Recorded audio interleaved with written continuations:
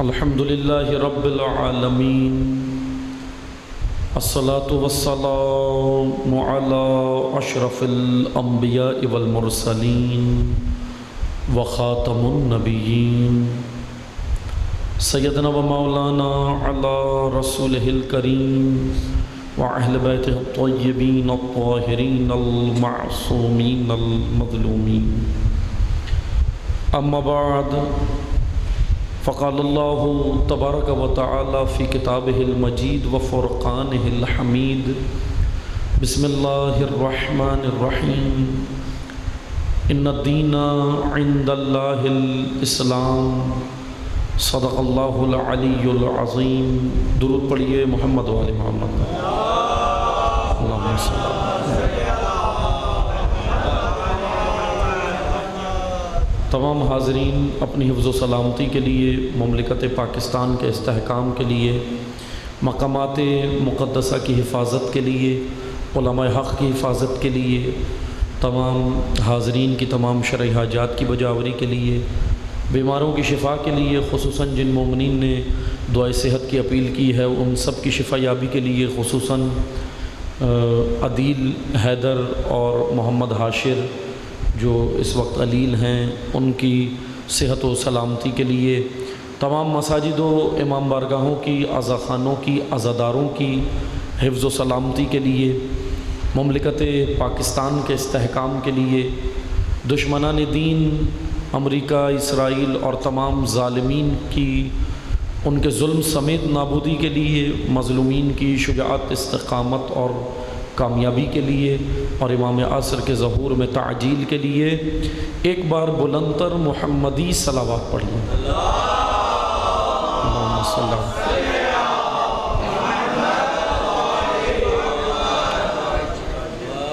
الحمدللہ خداوند تبارک و تعالی کے لطف و عنایت سے آپ کی خدمت میں ہم حاضر ہو رہے ہیں، اور موضوع گفتگو اسلام دین کامل کے عنوان سے آپ کی خدمت میں نے چند دن بیان کیے، 3 روزہ مجالس ہو چکی ہیں، آج اس سلسلے کی 4تھی نشست ہے، اور مختصر یہ کہ گزشتہ مجالس سے متمسک ہونے کے لیے میں صرف 2 جملے تمہیداً پچھلی مجالس کے میں عرض کروں گا، پھر اس کے بعد ہم انشاءاللہ آگے مطالب پیش کریں گے۔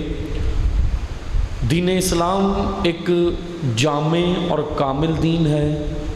خداوند تبارک و تعالی نے اسلام کی جامعیت کا اعلان قرآن کریم میں فرمایا ہے کہ یہ ایک کامل دین ہے، کہ الیوم اکملت لکم دینکم، کہ دین کامل ہو گیا ہے، اس میں کسی قسم کا نقص، کمی، ابہام اور کچھ روی نہیں ہے۔ یعنی ابہام کہتے ہیں کنفیوژن، ابہام کہتے ہیں گول مول باتیں، بلکہ اس کے مقابلے میں اللہ تعالیٰ نے مختلف دین اسلام کی صفات قرآن کریم میں بیان کی۔ خداوند متعال نے کہیں پر فرمایا کہ یہ دین مبین ہے، مبین واضح، روشن، یعنی یہ ٹیڑھا دین نہیں ہے۔ واضح اور روشن کے مقابلے میں ہوتا ہے ٹیڑھا، اور سیدھا ہے، مستقیم دین ہے، قیم دین ہے۔ قیم، ایک جگہ قرآن کریم میں خداوند تبارک و تعالیٰ نے کہا کہ یہ دین مبین ہے، کہیں پر کہا کہ دین قیم ہے، کہیں پر کہا کہ یہ دین غالب ہے، مغلوب نہیں ہے، بلکہ اس دین نے غالب ہونا ہے، تمام ادیان کے اوپر اس نے غلبہ پانا ہے۔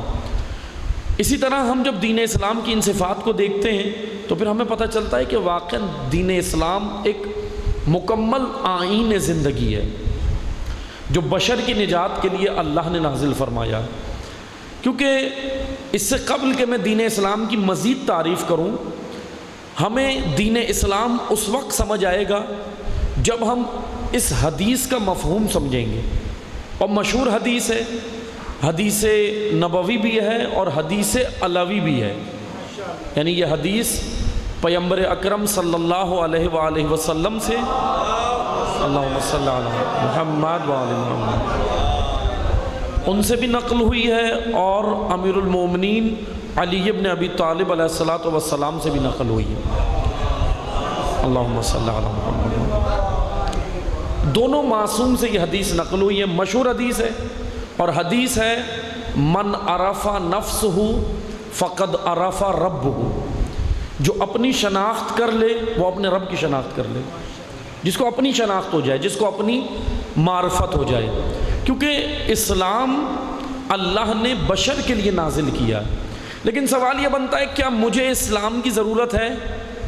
کیا مجھے آئین خدا کی ضرورت ہے؟ سوال یہ بنتا ہے نا، کیونکہ آج کیا اسلام کے بغیر انسان زندہ نہیں ہے؟ وہ زندہ ہے۔ کیا کفار اسلام پہ عمل کرتے ہیں؟ کیا جو اسلام کو نہیں مانتے، مخالفین اسلام ہیں، وہ کیا اسلام پہ عمل کرتے ہیں؟ نہیں ہے۔ اسلامی قوانین کے مطابق وہ زندگی بسر کر رہے ہیں؟ نہیں کر رہے، حتیٰ کہ مسلمان بھی نہیں کر رہے۔ بھائی یہاں تو سوال بڑھتا ہے نا، حتیٰ کہ اگر ہم دقیق نگاہ سے دیکھیں تو مسلمان بھی نام سے تو کہہ رہے ہیں واقعاً کہ لا الہ الا اللہ محمد رسول اللہ، ہم پڑھ تو رہے ہیں، لیکن کیا قوانین الہی میں ہیں؟ نہیں ہے، عملاً تو نظر نہیں آتے۔ حقیقت ہے نا، ابھی میں کسی فرقے کی بات نہیں کر رہا، شیعہ، سنی، بریلوی، اہل حدیث، دیوبند، تمام مسلمان، کیونکہ میں بلا تفریق بات کر رہا ہوں، کیونکہ موضوع ہمارا اسلام ہے۔ جب موضوع اسلام ہے تو اس کے اندر کسی فرقے کی بات نہیں ہو رہی، بلکہ اسلامی تعلیمات پیش ہو رہی ہیں۔ اور واقعاً سید الشہداء نے کربلا میں فرقہ نہیں بچایا، اسلام بچایا۔ کربلا کوئی فرقوں کی جنگ تھوڑی تھی، کربلا کوئی فرقوں کی جنگ ہے۔ امام حسین کسی فرقے کے امام ہیں؟ امام حسین کسی مسلک کے امام ہیں؟ امام حسین انسانیت کے امام ہیں، انسانیت کے۔ جبھی تو دیکھیں آج ہر قوم سید الشہداء کا غم مناتی ہے، ہر قوم مناتی ہے۔ ہاں انداز اپنا اپنا ہے، کوئی حرج نہیں ہے، منائیں، الحمدللہ اچھی بات ہے، سب کو منانا چاہیے۔ بس غم حسین منانے کے لیے اندر غیرت ہونا ضروری ہے، کیونکہ جس کی غیرت نکل جائے نا اس کو پھر سروکار نہیں ہے کہ کربلا میں کیا ہوا، حسین ابن علی کے ساتھ کیا ہوا، نواسہ رسول کے ساتھ کیا ہوا۔ کیونکہ جب غیرت مر جائے نا تو پھر 4 چھٹیاں گزارنے کہاں جاتے ہیں؟ ہم مری جاتے ہیں۔ 4 چھٹیاں گزارنے ہم اسلام آباد جاتے ہیں، 4 چھٹیاں گزارنے ہم برفانی علاقوں میں جاتے ہیں، کیونکہ غیرت مر گئی ہے اندر سے۔ کس کا قتل ہوا تھا؟ یہ نواسہ رسول کا، نبی کی آل اسیر کی گئی تھی ان دنوں میں۔ یہ کسی فرقے کا مسئلہ نہیں ہے، میں ابھی فرقے کی بات نہیں کر رہا، میں بات کر رہا ہوں غیرت کی۔ اب وہ غیرت کسی بھی فرقے کے اندر رہنے والے انسان کی اگر مر جائے تو پھر اس کو صرف چھٹیوں سے سروکار ہوتا ہے۔ 4 چھٹیاں آ گئیں، 7 محرم سے 10 محرم تک، چلو اب 4 دن کہاں گزاریں؟ تفریحی مقامات پہ۔ تو اس لیے افسوس نہ کیا کریں، افسوس نہیں کریں۔ کیوں افسوس نہیں کریں؟ ہم افسوس کرتے ہیں نا زیادہ تر، افسوس نہ کریں، کیونکہ غیرت مر گئی ہے۔ جب بے غیرت ہو جائے نا انسان تو پھر اس کو کیا سروکار ہے؟ اندر جب ہیومن ویلیوز، اقدار انسانی جب مر جائیں تو پھر وہ میت الاحیاء ہے، چلتی پھرتی لاش ہے، انسان نہیں ہے۔ یہ میں نہیں کہہ رہا، حضور کہہ رہے ہیں، سرکار دو عالم کہہ رہے ہیں، نبی اکرم کہہ رہے ہیں کہ اگر اندر تمہارے انسانیت نہیں ہے، غیرت نہیں ہے، حریت نہیں ہے، حماسہ نہیں ہے، شجاعت نہیں ہے، علم نہیں ہے، حلم نہیں ہے، تقوی نہیں ہے، فصاحت نہیں ہے، بلاغت نہیں ہے، نجابت، کرامت، عدالت نہیں ہے، تو رسول اللہ فرماتے ہیں یہ چلتی پھرتی لاش کے سوا اور کچھ بھی نہیں ہے۔ تو انسان نہیں ہے۔ انسان اس طرح نہیں بنا جاتا۔ مثلا اگر ہم کیا سمجھتے ہیں، ہم انسان اس لیے ہیں کہ ہمیں اللہ نے 2 ٹانگوں والا بنایا تو اس لیے انسان ہے۔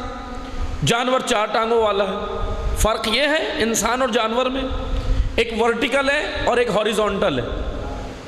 بھائی صرف یہی فرق ہے، ایک ورٹیکل ہے، ایک ہاریزونٹل ہے، ایک کی پشت نیچے جھکی ہوئی ہے، ایک کی پشت سیدھی ہے۔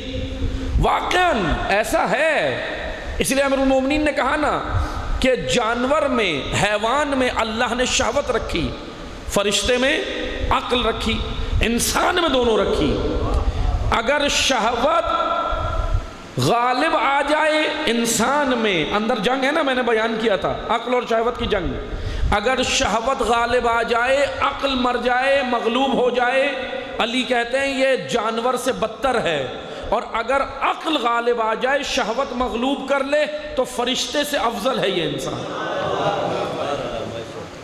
پھر فرشتے سے افضل ہے یہ، پھر فرشتے اس کو سجدہ کرتے ہیں۔ قُلْنَا لِلْمَلَائِكَةِ اسْجُدُوا، پھر فرشتے کس کو سجدہ کرتے ہیں؟ اللہ نے کہا نا فرشتوں کو سجدہ کرو، کسے؟ انسان کو، انسان کو۔ وَلَقَدْ كَرَّمْنَا بَنِي آدَمَ، اے بنی آدم ہم نے تمہیں کرامت دی ہے، کرامت، اپنی کرامت کو پہچانو۔ سب سے بڑا افسوس کا مقام یہ ہے انسان اپنا مقام بھول گیا ہے، ہم بھول گئے کہ ہم اشرف المخلوقات ہیں۔ اسی لیے جب تک ہمیں یہ نہیں پتہ چلے گا نا کہ انسان بنے گا کیسے، کہاں بنے گا۔ آئیں آ کر دیکھیں میں بات کیا کر رہا تھا، میں بات یہ کر رہا تھا آپ سے کہ کیا اسلامی قوانین ضروری ہیں۔ اب یہ گفتگو ظاہر سی بات ہے کہ مسلمانوں کے لیے، یہ تمام امت اسلامیہ کے جتنے بھی یہ جوانان ہیں تمام فرقوں کے، میں ان کے لیے اس وجہ سے یہ کر رہا ہوں، آپ کے پاس مضبوط دلائل ہونے چاہیے، عقلی نقلی دونوں۔ آپ یونیورسٹیز میں جاتے ہیں، آپ کالجز میں جاتے ہیں، آپ کا سروکار ہوتا ہے کیمونسٹ سے ہوتا ہے، آپ کا سروکار میٹرلسٹ سے ہوتا ہے، اہل مادیون نہیں ہیں بہت سارے۔ آپ نے دیکھا نہیں ہے سیکولر کتنے، سیکولر میں یہاں وضاحت کرتا چلوں، سیکولر فریڈم کو نہیں کہتے، یہ یاد رکھیے گا، ہمارے ذہن میں سیکولر کا معنی فریڈم ڈالا گیا، فریڈم اور سیکولر میں فرق ہے، آزادی اور سیکولرزم میں فرق ہے، اور بنیادی فرق یہ ہے فریڈم انسان کی آزادی کو کہتے ہیں، انسانی حقوق کے لیے آزادی، لیکن سیکولرزم جنسی خواہشات کی آزادی کو کہتے ہیں۔ اس لیے اس کے سیکولرزم یہ جو نظریہ ہے نا، اس کے پیچھے بہت بڑی بہرحال وجوہات ہیں، اور اس کے پیچھے جو ہے وہ بہت بڑے اسباب اور بہت بڑے بڑے ان کے مقاصد ہیں جو کار فرما ہیں۔ اس میں سے میں انشاءاللہ بیان کروں گا، تھوڑا سا آپ کو حالات حاضرہ جو ہے اس کے حوالے سے بھی میں مختصر سا بتاؤں گا مجلس میں، لیکن توجہ سے سنیں، انسان کو کیا ضرورت ہے؟ اے پروردگارہ ہمیں کیا دین کی ضرورت ہے، اسلام کی ضرورت ہے؟ ہم تو بغیر اسلام کے بہت خوش ہیں، ہے نہیں ہے بھائی، ہم تو زندگی صحیح گزار رہے ہیں۔ سیٹلڈ لائف کیسے بنتی ہے؟ ابھی کسی سے بھی پوچھیں سیٹلڈ لائف کیسے بنتی ہے، سب یہی کہیں گے کہ اسلام سے ہٹ کے، اسلام کے ساتھ کہاں سیٹلڈ لائف بنے گی، ہے نا ایسے ہی۔ لیکن توجہ سے سنیں، میں آپ کو وہ نقطہ بتانا چاہ رہا ہوں کہ کیا دین اسلام ضروری ہے، کیا اسلامی قوانین ہمارے لیے ضروری ہیں؟ آئیں پھر آ کر ہم دیکھتے ہیں، توجہ سے سنیے گا۔ آپ مثلا ہم بغیر اسلامی قوانین کے ایک اچھے ڈاکٹر بن جاتے ہیں، بغیر اسلامی قوانین پہ عمل کیے ایک اچھا عالم بھی بن جاتے ہیں خالی پڑھ کے، بغیر اسلامی قوانین پہ عمل کیے ہم ایک اچھا انجینئر بھی بن سکتے ہیں۔ سب چیزیں تو ہو رہی ہیں نا، ہم اپنی اپنی فیلڈ میں شعبے میں ہم ماہر بن رہے ہیں۔ کیا اسلامی تعلیمات ضروری ہیں؟ نہیں ہے، اگر ہم ظاہری طور پہ دیکھیں، ابھی دیکھیں، لیکن آئیں اب ہم نے یہ دیکھنا ہے کہ کیا میں ان سارے قوانین، میں ان ساری چیزوں میں یہ سب چیزیں بن رہا ہوں تو مجھے پھر اسلام کیوں ضروری ہے، اللہ نے یہ دین نازل کیوں کیا؟ تو آئیں میں آپ کو ایک مثال کے ذریعے سمجھاتا ہوں۔ مثال کے ذریعے خداوند تبارک و تعالیٰ نے انسان کو خلق کیا، توجہ سے سنیے گا، میں تھوڑا سا ہو سکتا ہے گفتگو ذرا خشک رہے، لیکن انشاءاللہ آگے جا کے نتیجہ اچھا ہوگا اگر آپ نے توجہ سے سنی۔ اللہ نے انسان کو، دو جملوں میں سنیں، میں ابھی زیادہ اس کی وضاحت نہیں کر رہا، یہ ایک الگ موضوع ہے، لیکن موضوع پہ رہوں اس وجہ سے میں دو جملوں میں کہہ کے آگے بڑھ رہا ہوں۔ اللہ نے انسان کو انسان بنا کے نہیں بھیجا، انسان بننے بھیجا ہے۔ توجہ سنیے گا، یہ بڑا اہم نقطہ ہے، اور وضاحت کر دیتا ہوں۔ اللہ نے انسان کو دنیا میں مومن بنا کے نہیں بھیجا، مومن بننے بھیجا ہے، بننے بھیجا ہے۔ اب معذرت کے ساتھ ہمارے ذہن میں تو یہ، میں تو مومن گھرانے میں پیدا ہوا ہوں، یہ مولانا صاحب کیسی باتیں کر رہے ہیں، ہوگا نا ابھی سب کے ذہن میں، ارے ماشاءاللہ میرے دادا یہ تھے، میرے نانا یہ تھے، میں نجیب الطرفین ہوں، میں تو فلاں گھر میں پیدا ہوں، اور مولانا کہہ رہے ہیں مومن نہیں ہوں، یہ کیسی بات کی ہے انہوں نے؟ تو آئیں قرآنی آیت کہہ رہی ہے یا ایھا الذین آمنوا آمنوا، اے ایمان والو ایمان لاؤ. بہت عجیب آیت ہے. آیت کیا کہہ رہی ہے؟ ایمان والو ایمان لاؤ. یہ نہیں کہہ رہی اگر خدا کہتا ہے کافروں ایمان لاؤ بہت آسانی سے سمجھ آتا. اے منافقوں ایمان لاؤ پھر بھی سمجھ آ جاتا کیونکہ منافق دل سے ایمان نہیں رکھتا، ظاہر کرتا ایمان. لیکن آیت بڑی عجیب ہے، کہہ رہی ہے مومنوں ایمان لاؤ. میں ایک مثال دیتا ہوں. الحمدللہ یہاں سب آپ نمازی بیٹھے ہیں، الحمدللہ نماز پڑھتے ہیں. میں آپ نمازیوں کو آپ کو کہوں کہ اے نمازیوں نماز پڑھو، آپ سب مجھے کہیں گے کہ آغا صاحب کو کیا ہو گیا، مولانا صاحب کو کیا ہو گیا. میں روزہ دار کو کہوں اے روزہ دار روزہ رکھو، کیا کہیں گے مجھے کہ بڑی عجیب باتیں کر رہے ہیں کہ روزہ دار کو کہہ رہے ہیں، نمازی کو کہہ رہے ہیں. بھائی عقل کیا کہتی ہے؟ عقل یہ کہتی ہے کہ بے نمازی کو کہو جا کے. بے نمازی کو کہوں میں کہ نماز پڑھو سمجھ آتا ہے، لیکن میں نمازی کو کہوں نماز پڑھو، بڑی عجیب ہے یہ بات. تو آئیں ہم دیکھتے ہیں قرآن کی اس آیت کا مفہوم بھی ایسے ہی ہے. قرآن غیر مومن کو نہیں کہہ رہا مومن بنو، قرآن منافق کو کافر کو نہیں کہہ رہا مومن بنو. قرآن کہہ رہا یا ایھا الذین آمنوا آمنو، اے ایمان والو ایمان لاؤ، اے مومنو ایمان لاؤ. اس آیت کی تفسیر میں علماء زعماء اکابرین نے جو تفاسیر کی، کہا کہ بھائی سنیں اس کی تفسیر یہ ہے کہ اللہ یہ کہنا چاہ رہا ہے جس معیار پر تم مومن بنے ہو وہ معیار کل عدم ہے، اللہ کے معیارات پر مومن بنو. ایک اس بات سے یہ ثابت ہوا، اس آیت سے یہ ثابت ہوا کہ لوگ اپنے ذہن میں یہ گمان کرتے تھے اس وقت بھی آج بھی کہ میں تو مومن ہوں. بھائی مثال کے طور پہ اگر میں یہ گمان کر بیٹھوں کہ میں بہت بڑا عالم ہوں، پھر یاد رکھیں یہیں پہ یہ میری ہلاکت کا باعث ہے. یہ گمان ہلاکت کا باعث ہے. کیوں؟ کیونکہ کبھی بھی کوئی اسٹوڈنٹ طالب علم یہ گمان ہی نہ کرے کہ وہ بن گیا، بلکہ ہمیشہ انسان پوری زندگی طالب علم ہے. انسان پوری زندگی ہے. کتنا بڑے سے بڑا مجتہد بھی بن جاتا ہے نا، مرجع تقلید بھی بن جاتا ہے.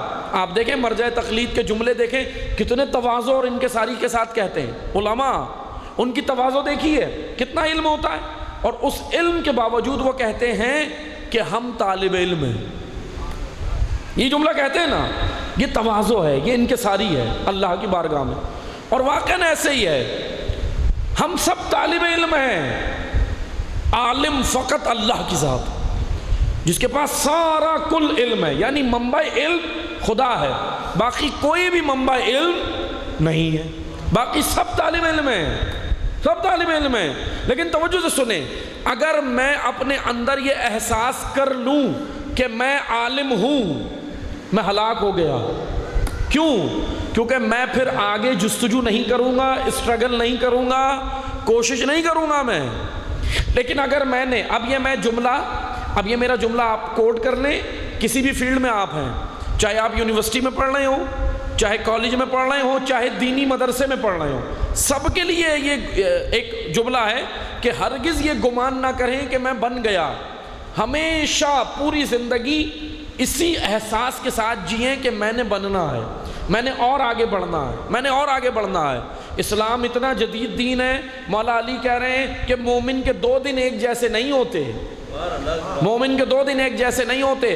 ہر دن مومن اپ گریڈ ہوتا ہے، یعنی اوپر جاتا ہے، بلندی پہ جاتا ہے، عروج پہ جاتا ہے، زوال کی جانب نہیں جاتا. اور اب یہ جملہ مولا علی کا لیتے جائیں ہر فیلڈ میں. اگر آپ کاروبار کرتے ہیں تو روزانہ کاروبار میں اپ گریڈ ہو، لیکن اسلامی طریقے سے، جھوٹ سے نہیں، غلط طریقوں سے نہیں. اگر آپ کہیں اور کوئی کام کرتے ہیں تو اپ گریڈ ہوں روزانہ. اگر آپ اسٹوڈنٹ ہیں، طالب علم ہیں، تو روزانہ اپنے علم میں اضافہ کریں، محدود نہ ہو جائیں. اسی لیے توجہ سے سنیں، اگر کوئی یہ احساس کر لے کہ میں عالم ہوں، یاد رکھیں اس سے بڑا جاہل کوئی نہیں. یہ میں نہیں کہہ رہا، امیر المومنین کہہ رہے ہیں. علی علیہ السلام فرماتے ہیں جاہل کی 2 اقسام ہیں. ایک جاہل تو وہ ہے جو جانتا ہے کہ میں جاہل ہوں، اور ایک جاہل وہ ہے جو یہ بھی نہیں جانتا کہ میں جاہل ہوں. اور مولا کہہ رہے ہیں سب سے بڑا نقصان دہ یہی ہے جو یہ بھی نہیں جانتا کہ میں جاہل ہوں، اور ان کی تعداد زیادہ ہے معاشرے میں، جانتے نہیں ہیں لیکن اندر ایگو اتنی ہے، ارے مجھے بتاؤ گے، تم مجھے بتاؤ گے، میں جانتا ہوں سب. ہوتے نا بعض کو دیکھا ہے نا، اگر آپ نے ایسے فرد کو پہچاننا ہے تو ان کے اندر ایک چیز بہت کامن ہے. اگر آپ نے پہچاننا ہے نا کہ یہ عالم ہے یا جاہل ہے تو بس سمجھ جائیں جس کے اندر میں زیادہ ہے، میں خود نمائی، کہ بھائی مجھے پہچانو میں کون ہوں، میں نے یہ کیا، میں نے وہ کیا، میں یہ کروں گا. آپ دیکھیے گا اس انسان کی گفتگو میں جہاں سے گھوم کے آئے گا میں ہوگی، یعنی اس کی گفتگو کے اندر موضوع کچھ بھی چل رہا ہو نما اپنے آپ کو کرے گا، کہ بھائی نمایاں اپنے آپ کو کرے گا. اسی لیے اہل بیت نمائندہ ہیں، نما نہیں کرنے آئے. اہل بیت نے خود کہا کہ ہم اپنے آپ کو نما کرنے نہیں آئے، اللہ کے پیغام کے نمائندے ہیں، اس کا پیغام لائے ہیں.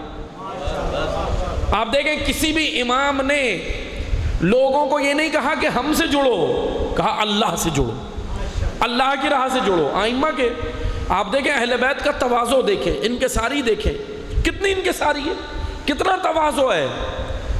یہاں پر بات آ گئی ہے تو میں ایک حدیث سناتا چلوں، بہت خوبصورت حدیث ہے امام سید الساجدین زین العابدین علیہ الصلوۃ والسلام کی.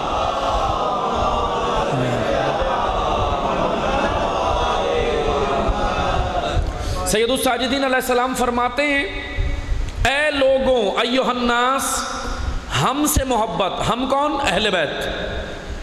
سید السجاد علیہ السلام فرماتے ہیں اے لوگوں، ہم سے محبت اللہ کی خاطر کرو، اللہ کی خاطر کرو. لا یحبون حب الاصنام، ہم سے بتوں والی محبت نہ کرو. اصنام بت کو کہتے ہیں، بت. سید سجاد علیہ السلام فرماتے ہیں کہ ہم سے اللہ کی خاطر محبت کرو، ہم اللہ کے نمائندے ہیں اس لیے ہم سے محبت کرو. اطاعت خدا میں ہم سے محبت کرو. اطاعت کے بغیر اگر تم ہم سے محبت کرو گے تو ہمیں پوجنے لگو گے، پرستش کرنے لگو گے. بتوں والی محبت ہم سے نہ کرنا. ائمہ نے سختی سے منع کیا، سختی سے، کہ جیسے بتوں سے لوگ کرتے تھے نا، بتوں کو پوجنے لگتے تھے، پھر پوچھتے پوچھتے کیا ہوا؟ خدا مان لیا. بت پرستی رائج کیسے ہوئی تھی مکہ میں؟ چلے میں بتا دیتا ہوں. اب بات سے بات کھل رہی ہے. اب دن ہی کم رکھے تھے آغا نے مجلس کے، لیکن کیا کروں انشاءاللہ اسی کے اندر ہم کوشش کریں گے کہ کل آپ کو سارا نتیجہ گفتگو کا دیں گے انشاءاللہ. بہرحال خدا ان کی توفیقات میں اور اضافہ فرمائے، اور ہم سب کو زیادہ سے زیادہ مجالس سید الشہداء با مقصد طریقے سے منعقد کرنے کی انشاءاللہ خدا توفیق دے ہم سب.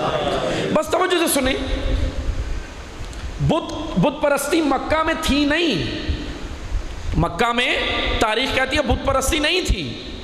مکہ کے اندر حضور کے آنے سے پہلے بت پرستی تھی نہیں. رائج کیسے ہوئی؟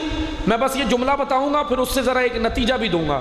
یہ جو امام نے کہا نا کہ بتوں والی محبت نہیں کرنا ہم سے، اور بعض اوقات انسان کو پتہ بھی نہیں چلتا، وہ شخصیت کو بت بنا لیتا، شخصیتوں کو بت بنا لیتا ہے، اور یہ شخصیتیں ایسے پوجنے لگتا ہے وہ شخصیتوں کو کہ کہہ رہا ہوتا ہے لا الہ الا اللہ، عمل میں اس کو رب بنا لیتا ہے، شخصیات کو رب بنا لیتا ہے عمل میں. یہ شرک ہے، شرک. اس کو پیغمبر اکرم نے کہا شرک خفی ہے، چھپا ہوا شرک ہے، یہ وجود کے اندر چھپا ہوا شرک ہے. اس لیے توجہ سے سنیں، بت پرستی رائج کیسے ہوئی؟ بت پرستی کو مکہ کے اندر جو شخص لے کر آیا اس کا نام تھا عمرو بن لہی. تاریخ میں اس کا نام جو ملتا ہے، شام کا رہنے والا تھا، مکہ کا نہیں تھا، شام کا رہنے والا تھا.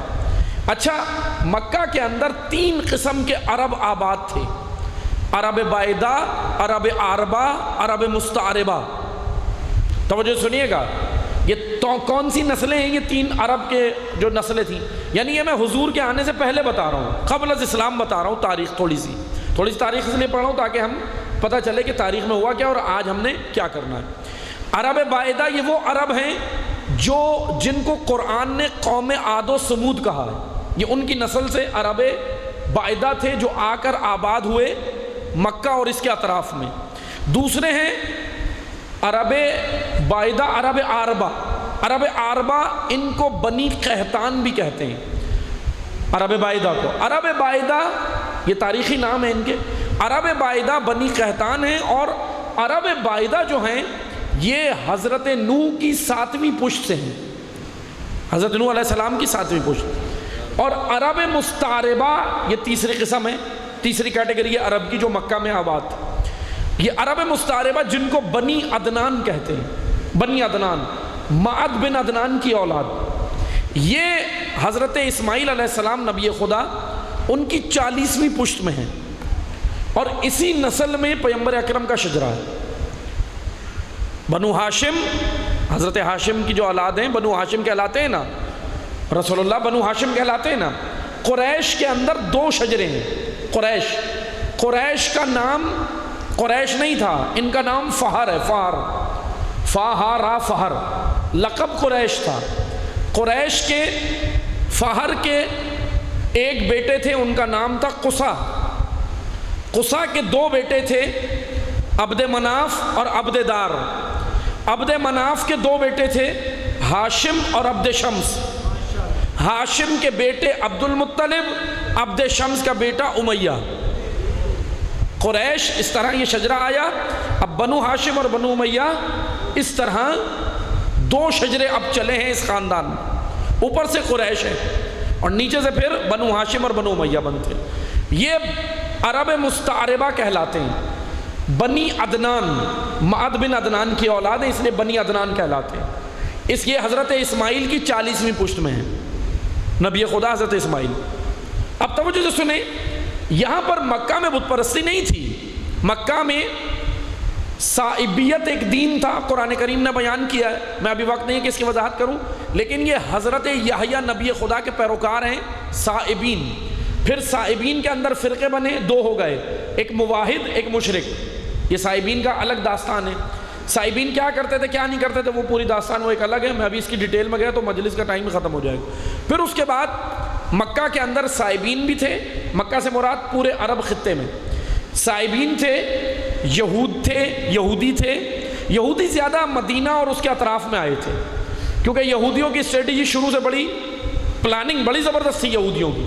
انہوں نے، ان لوگوں نے، عربوں نے آ کر ساری پتھریلی زمینوں پہ اپنی زندگی بسر کی، اور یہود نے آ کر زرعی زمینیں پکڑ لی.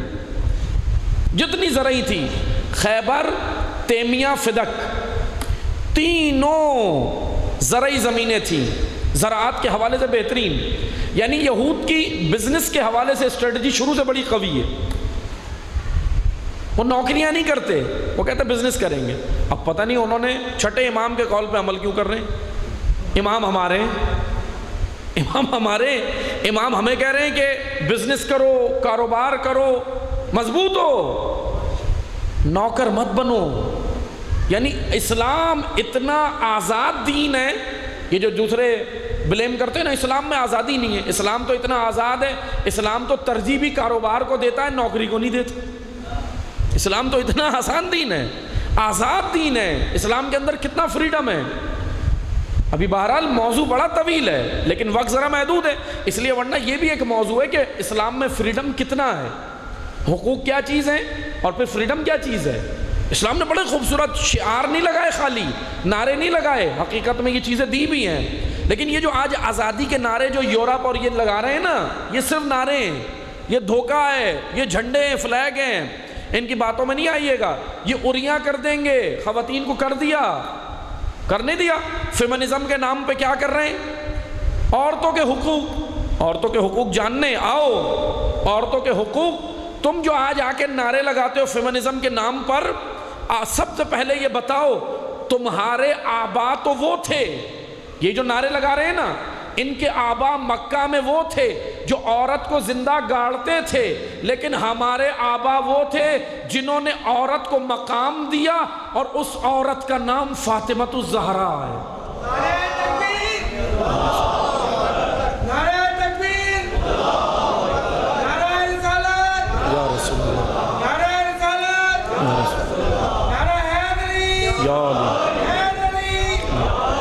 بس توجہ سے سنیں، دین نے کیا مقام دیا عورت کو.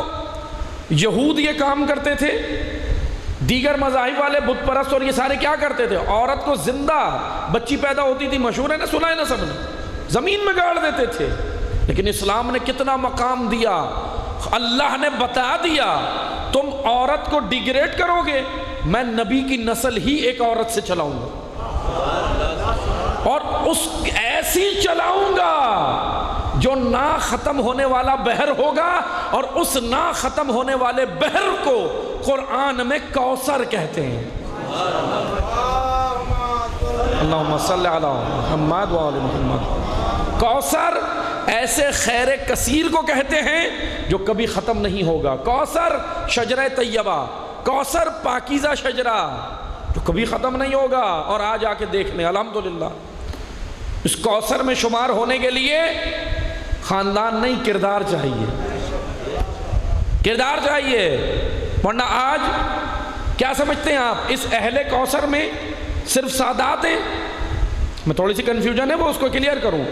شجرہ طیبہ اور شجرہ خبیثہ دو شجریں، کوثر اور تکاثر دو شجریں ہیں۔ یہ تکاثر، الہاکم التکاثر حتی زرتم المقابر، یہ شجرہ خبیثہ تھا، اور کوثر شجرہ طیبہ ہے۔ قرآن کہہ رہا ہے کوثر میں شامل ہونے کے لیے سادات ہونا ضروری نہیں، کردار ضروری ہے۔ ہاں سادات کا مقام میں ڈیگریڈ نہیں کر رہا، یاد رکھیں، سادات کا مقام سراغوں پہ آل رسول ہیں، سادات کا مقام اللہ نے دیا، آپ اپنی حرمت کو پہچانے، سادات اپنے مقام کو پہچانے، اللہ نے آپ کو یہ دیا بہت اعلیٰ، لیکن آپ اپنے عمل و کردار کو ایسا رکھو کہ اس کوثر میں آ جاؤ، پیدا ام البنین کے گھر ہو اور فاطمہ بیٹا عباس کو کہہ دیتی۔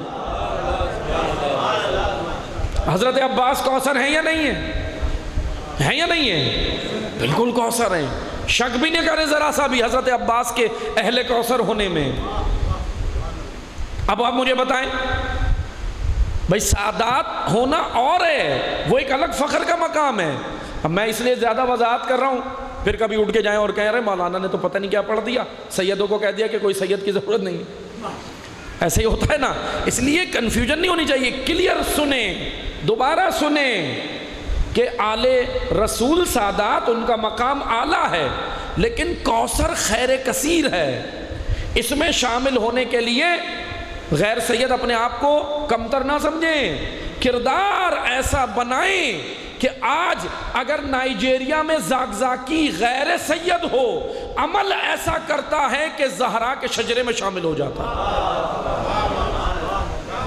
باقر النمر شہید، ہمارے سر کا تاج، کوثر ہے یا نہیں ہے؟ بتائیں، کردار میں کوثر ہے یا نہیں ہے؟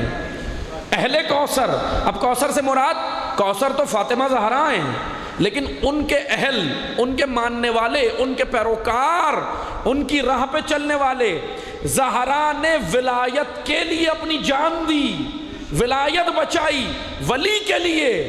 آج نائجیریا میں زاکزاکی نظام ولایت کے لیے قید ہوئے، آنچ چلی گئی، بیٹے دے دیے، تو کیا یہ اہل کوثر نہیں ہوں گے؟ یہ غلط تفریق ہے اگر کوئی یہ کرے کہ اگر غیر سید کتنا بھی عمل کر لے اس کو کہتے ہیں نہیں یہ تو ایسے ہی نہیں، اس کا مقام بھی خدا نے رکھا ہے۔ ورنہ آپ یہ خدا کے عدل پہ آنچ اٹھا رہے ہو، کیا خدا عادل نہیں ہے؟ معاذ اللہ، خدا عادل ہے۔ بس توجہ سے سنیں، بس میں اسی نقطے پر آؤں گا اور پھر باقی جو گفتگو ہوگی انشاءاللہ کریں گے۔ بت پرستی جو مکہ میں لے کر آیا تھا وہ تھا عمرو بن لہی، عمرو بن لہی۔ لایا کیسے تھا؟ یہ بڑا شاطر آدمی تھا، پیغمبر اکرم کے آنے سے کئی سال پہلے یہ آیا، شام کا رہنے والا تھا۔ آیا، اس نے دیکھا کہ مکہ والے 3 لوگوں کو یاد کر کے روتے ہیں۔ وہ 3 لوگ کون تھے؟ لات، عزی، منات۔ یہ بت نہیں تھے، شروع سے بت نہیں تھے، یہ انسان تھے۔ لات، عزی، منات اور 3 اور تھے، یعوق، یغوث، نصر۔ یعوق، یغوث، نصر، اب یہ جو بت تو بعد میں بنے تھے نا، لیکن یعوق، یغوث اور نصر کے جو بت بنے تھے یہ امیروں کے لیے تھے، اور لات، عزی، منات غریبوں کے خدا تھے۔ امیروں کا خدا الگ ہوتا تھا، غریبوں کا الگ ہوتا تھا. یہ ایک تفریق انہوں نے کی ہوئی تھی. یعوق یغوث نصر بھی انسان تھے، لات عزی منات بھی، جو پچھلے دوروں میں گزر چکے تھے. اچھا یہ لات عزی منات کرتے کیا تھے؟ تاریخ یہ کہتی ہے یہ نیک لوگ تھے. کعبے میں آنے والے زائرین کعبہ کو جو حج پہ آتے تھے، کیونکہ حج تو پیغمبر اکرم کے آنے سے پہلے بھی ہوتا تھا، حضرت ابراہیم علیہ السلام کے دور سے شروع ہوا نا حج، حضرت ابراہیم کے بعد حج شروع. تو یہ حج پہ جو لوگ آتے تھے نا، لات عزی منات انہیں مثلا ان کی خدمت کرتے تھے، جیسے آج زائرین کی خدمت کرتے ہیں نا، عراق والے ایران والے زائرین کی خدمت کرتے ہیں، آپ لوگ جاتے ہیں، اسی طرح یہ لوگ زائرین کعبہ کی خدمت کرتے تھے. اس وقت اپنے حساب سے یہ کھانے کھلاتے تھے، سبیلے لگاتے تھے، جو بھی ان سے ہو سکتا تھا یہ کرتے تھے. لات عزی منات یہ تینوں انسان تھے. اچھا یہ مر گئے، ان کی نیکی کی وجہ سے لوگ ان سے بڑے انسپائر تھے، لوگ ان سے بڑے متاثر تھے. اب یہ نیک لوگ تھے، لوگ ان سے متاثر تھے. اب یہ مر گئے، ان کی یاد میں مکہ والے روتے تھے. عمرو بن لہی آیا. اب دیکھیں سامری اس طرح آتا ہے قوموں کے اندر، ہر قوم میں سامری ہوتے ہیں، لیکن خدا نے ان سامریوں کا قلعہ کما کرنے کے لیے موسیٰ بھی رکھا ہے، یہ بھی یاد رکھیں. یعنی سامری وہ ہے جو قوم کو بے شعور بناتا ہے، اس کی بے شعوری سے فائدہ اٹھاتا ہے، لیکن موسیٰ وہ ہوتا ہے جو قوموں کو شعور دے کے خدا سے جوڑتا ہے. اس لیے ہر قوم میں خدا نے رکھے، بشرط یہ کہ ہم شعور پیدا کریں. سامری اس قوم کے اندر یہ سامری آیا عمرو بن لہی. آنے کے بعد اس نے مکہ والوں سے کہا بھائی تم کیوں روتے ہو، کیا مزہ ہے؟ کہنے لگے کہ ہم جو ہے نا وہ ہمارے نیک لوگ تھے، لات عزی منات، ہم ان کو یاد کر کے روتے ہیں. اس نے کہا کہ اچھا بہت بڑے نیک لوگ. اس نے کہا ایک کام کرو، میرے پاس ایک مشورہ ہے، کیونکہ لوگ بے شعور تھے. جو لات، اب میں جملہ کہہ دوں، لات عزی منات کے جو پرسادار تھے وہ بے وقوف تھے، شعور نہیں تھا. اس لیے انشاءاللہ عزادار باشعور ہوتا ہے. آپ نے پرسے کے ساتھ ساتھ شعور بھی اپنے اندر پیدا کرنا، کیونکہ اس عزا کے اندر بھی کوئی سامری آ سکتا ہے، اور آ گئے ہیں. کئی سامری ہیں جو عزاداری کے اندر بت بنا رہے ہیں. بتا دو دشمنوں کو کہ عزاداری مشرکین کو سپورٹ کرنے کا نام نہیں ہے. عزاداری پیغام توحید پھیلانے کے لیے علی کی بیٹی نے یہ پلیٹ فارم دیا.